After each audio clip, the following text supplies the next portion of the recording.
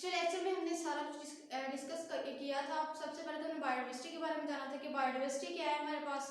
उसके बाद हमने देखा था कि जो क्लासिफिकेशन है ये क्या होती है, ठीक है, और किस किस बेस पे ये की जाती है और इसके एम्स क्या हैं। आज हमने पढ़ना है बेसिस ऑफ क्लासिफिकेशन और प्रिंसिपल्स ऑफ क्लासिफिकेशन। मतलब ये दोनों एक ही चीज़ें हैं, बेसिस ऑफ क्लासिफिकेशन और प्रिंसिपल ऑफ क्लासिफिकेशन। तो बेसिस ऑफ क्लासिफिकेशन में हम ये देखेंगे कि जो क्लासिफिकेशन की जाती है जानदारों की, जैसे एनिमल्स हैं, प्लांट्स हैं, हमने कहा उनको मुख्तलिफ कैटेगरीज में रखा गया है, ठीक है, डिफरेंट किस्म के जानदारों के ग्रुप बनाए गए हैं, ठीक है, उसके लिहाज से उनको रखा गया है। तो आज हमें देखना है कि वो ऐसी कौन सी बेसिस है जिनकी बेस पे जो है वो इनको डिफरेंट किया जाता है, एक दूसरे से अलग किया जाता है, या मुख्तलिफ किस्म के ग्रुप्स में या सेम ग्रुप्स में रखा जाता है, ठीक है।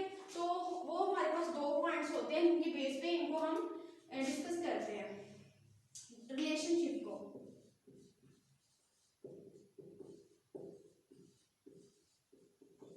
मतलब कि जितने भी जानदार हैं उनके दरमियान क्या कोई रिलेशनशिप है, कोई ताल्लुक है।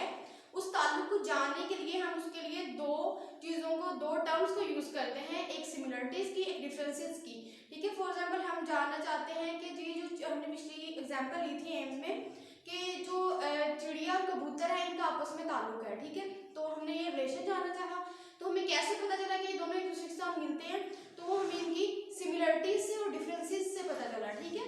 तो रिलेशनशिप किसी भी जानदार के दरमियान हम दो तरीकों से उसका पता करते हैं, कैसे, सिमिलरिटीज है और दूसरा कौन सा है, डिफरेंसेस।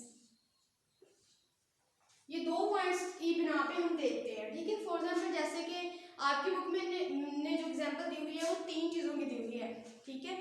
एक सबसे पहले हमारे पास आ जाते हैं पिजन। पिजन के पास स्पैरो है, और फिर जो है हमारे पास वो बटरफ्लाई है।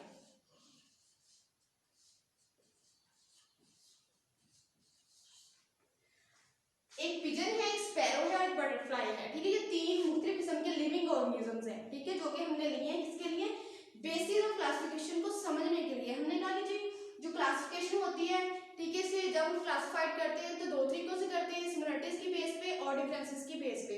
और हम ये जानते हैं कि क्या किसी जानदार के दरमियान कोई रिलेशनशिप है, कोई ताल्लुक है। उस ताल्लुक को हम कैसे जानते हैं, सिमिलरिटी से, उनमें मुशाबहतें कौन कौन सी हैं और उसमें इख्तिलाफात कौन कौन से हैं, मतलब कौन सी चीज़ एक दूसरे से मिलती है और कौन सी चीज़ एक दूसरे से अलहदा है। उसकी बेस पे हम जो है वो क्लासिफिकेशन करते हैं। अब हम देखते हैं जो पिजन है ये ज़्यादा रिलेट करता है स्पैरो से, या स्पैरो से बटरफ्लाई ज़्यादा रिलेट करती है, ठीक है। पिजन को और स्पैरो को अगर आप देखें, कबूतर को, ठीक है, पिजन जो है वो सेम टू सेम जैसे चिड़िया है वैसा है, लेकिन उसका सिर्फ जो होता है साइज उसमें फ़र्क है, ठीक है। चिड़िया का साइज थोड़ा छोटा होता है और जो कबूतर का साइज होता है वो बड़ा होता है, और कलर का फ़र्क है, ठीक है। तो ये दोनों, हालांकि ये इनमें हम देखते हैं, सबसे पहले हम ये देखते हैं कि इनमें मुशाबहतें कौन सी हैं, ठीक है।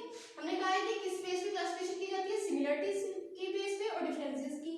तो अब हम देखते हैं तीनों जानदार ये जो हमने लिए एग्जांपल के तौर पर, इनमें सिमिलरिटी कौन सी है, इनमें कौन सी ऐसी चीज़ है जो सिमिलर है तीनों में।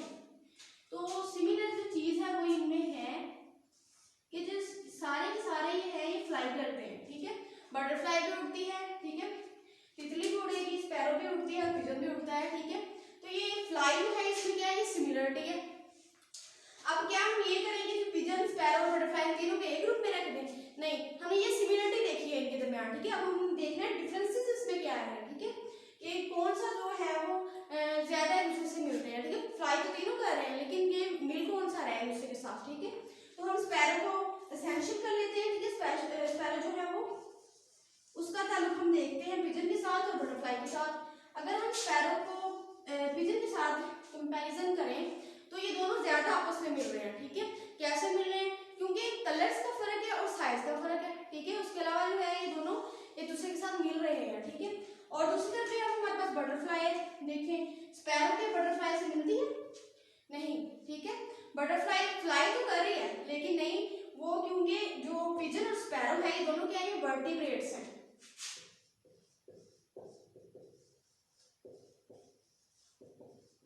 वर्टिब्रेट्स वो जानदार होते हैं जिनमें वर्टिबल कॉलम पाया जाता है, ठीक है, उसकी रीढ़ की हड्डी होती है, वर्टिबल कॉलम उनकी में पाया जाता है, ठीक है। तो ये वर्टिब्रेट्स हैं पिजन और स्पैरो, लेकिन हम दूसरी तरफ देखें बटरफ्लाई तो वो एक इंसेक्ट है, ठीक है, कि हर्षात है, ये दोनों वैसे भी बर्ड्स हैं, ठीक है। तो बटरफ्लाई जो है वो इनवर्टिब्रेट है।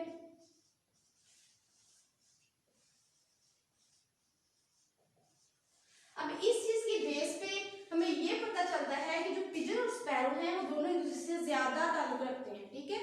मतलब जो पिजन है और स्पैरो है वो दोनों बर्ड्स भी हैं, वर्टिब्रेट्स भी हैं, इनकी सिमिलरिटीज और ये फ्लाई भी कर रहे हैं, ठीक है। तो इसका मतलब ये हुआ कि जो पिजन और स्पैरो हैं इनकी एवोल्यूशनरी हिस्ट्री जो वो सेम है।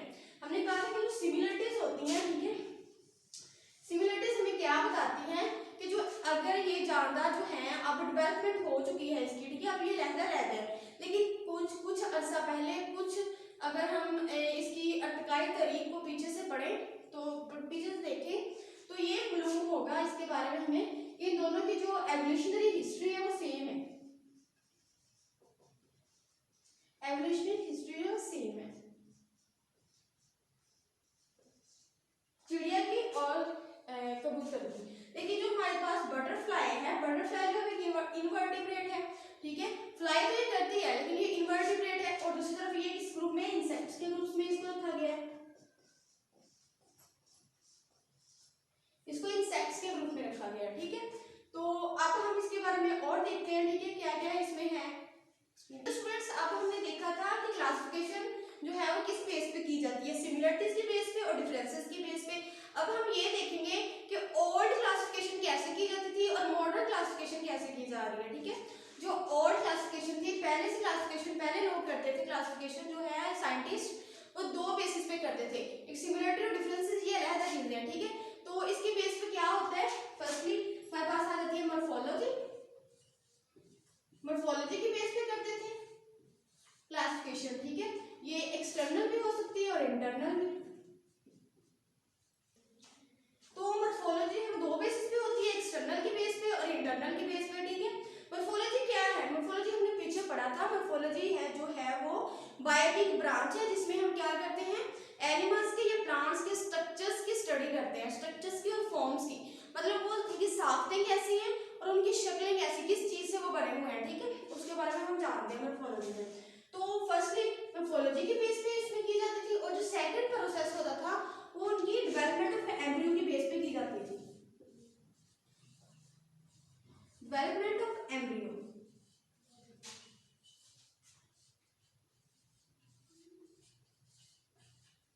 एम्ब्रियो क्या होता है, embryo is the first stage of life before birth, ठीक है।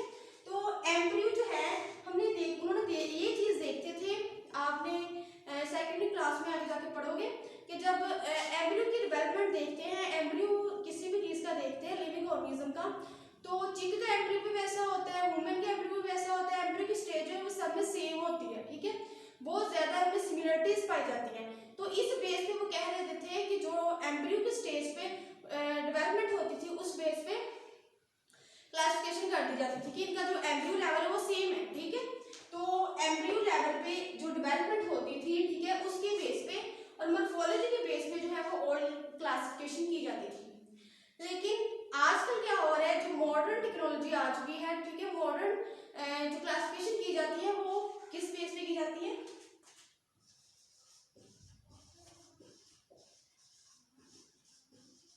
मॉडर्न क्लासिफिकेशन जो की जाती है वो मेनली किसके बेस पे होती है, जीन्स की बेस पे, ठीक है। जीन्स क्या है, gene is a unit of inheritance, ठीक है, विरासत की जो इकाई है, विरासत हमने कहा था क्या होती है, खसूसियात का एक नस्ल से दूसरी नस्ल में मुंतकिल होने के प्रोसेस को हम क्या कहते थे, उसको हम जो है वो मॉडर्न क्लासिफिकेशन का प्रोसेस उसको बोल देते हैं, सॉरी जीन्स का प्रोसेस बोल देते हैं, ठीक है। Gene is a unit of inheritance, जो विरासत की इकाई है उसे हम क्या बोलते हैं, जीन।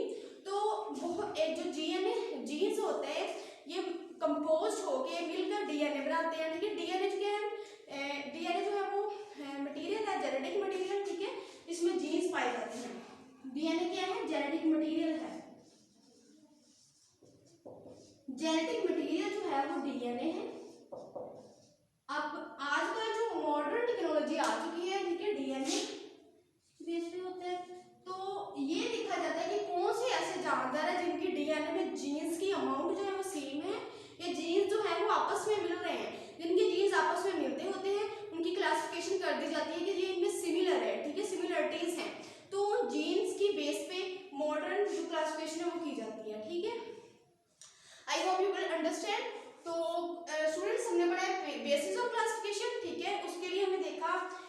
सबसे पहले सिमिलरिटीज देखी जाती हैं, फिर डिफरेंसेस देखे जाते हैं कि दो जानदार हैं उनके दरमियान क्या ताल्लुक है, ठीक है, उसको डिस्कस किया जाता है। फिर हमने एग्जांपल ली है पिजन की, स्पैरो के, फ्लाई बटरफ्लाई की। उसके बाद मैंने आपको बताया कि और क्लासिफिकेशन कैसे की जाती है, मोर्फोलॉजी की बेस पे और एम्ब्रियो स्टेट डेवलपमेंट की बेस पे, ठीक है। तो मॉडर्न क्लासिफिकेशन में बताया कैसे की जाती है, डीएनए की बेस पे।